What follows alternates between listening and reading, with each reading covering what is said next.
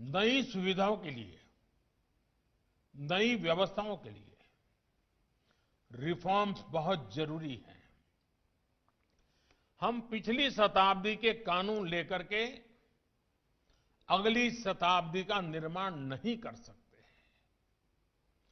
जो कानून पिछली शताब्दी में बहुत उपयोगी हुए, वो अगली शताब्दी के लिए बोझ बन जाते हैं। और इसलिए रिफॉर्म ये लगातार प्रक्रिया होनी चाहिए। लोग अक्सर सवाल पूछते हैं कि पहले की तुलना में अब हो रहे रिफॉर्म्स ज्यादा बेहतर तरीके से काम क्यों करते हैं? पहले की तुलना में अब अलग क्या हो रहा है? कारण बहुत ही सीधा है। पहले रिफॉर्म्स टुकड़ों में होते थे। कुछ सेक्टरों, कुछ विभागों को ध्यान में रख के होते थे।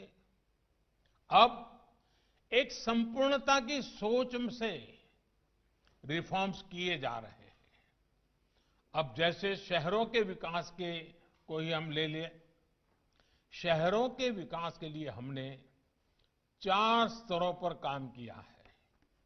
बीते समय से चली आ रही समस्याओं का समाधान हो,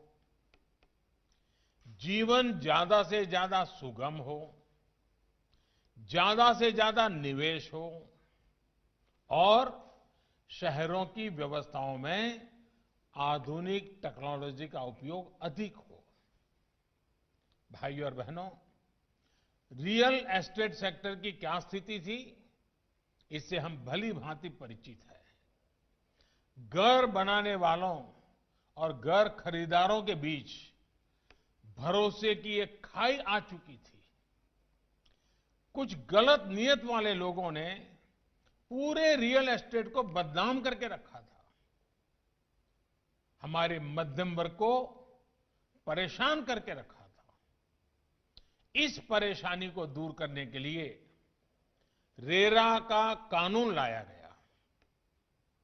हाल में कुछ रिपोर्ट जो आई है वो बताती हैं कि इस कानून के बाद मिडिल क्लास के घर तेजी से पूरे होने शुरू हुए हैं। इसी तरह हमारे शहरों में एक और बड़ी समस्या है, बड़ी संख्या में खाली पड़े घरों की। ये तब है जब बड़ी आबादी को किराए पर घर मिलने में भी परेशानी होती है। पर तभी रिस्पॉन्ड करना था क्योंकि पाकिस्तान के ऊपर इल्जाम लगाया गया।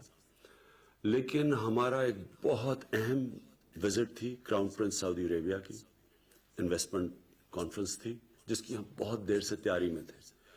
लिहाजा मैंने तब इसलिए फैसला किया जवाब ना देने का क्योंकि सारी अटेंशन उस कॉन्फ्रेंस से और उनकी विजिट से इसके ऊपर चली जानी थी। इसलिए जब क्राउन प्रिंस वापस गए मैं आपके सामने जवाब दे रहा हूं और मैं हिंदुस्तान गवर्नमेंट के लिए जवाब दे रहा हूं।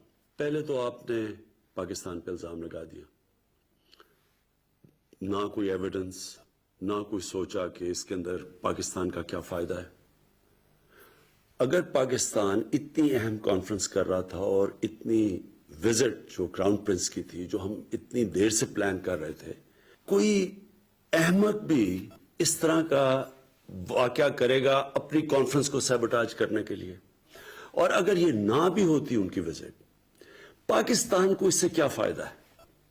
क्यों पाकिस्तान इस स्टेज के ऊपर, जब पाकिस्तान स्टेबिलिटी की तरफ जा रहा है, हमारे पास हमने 15 साल की दहशतगर्दी की जंग जिसमें 70,000 पाकिस्तानी मारे गए हैं, एक दहशतगर्दी नीचे जा रही है, अमन आ रहा है, स्टेबिलिटी आ रही है, हम क्यों कोई इस तरह का, इससे हमें फायदा क्या है?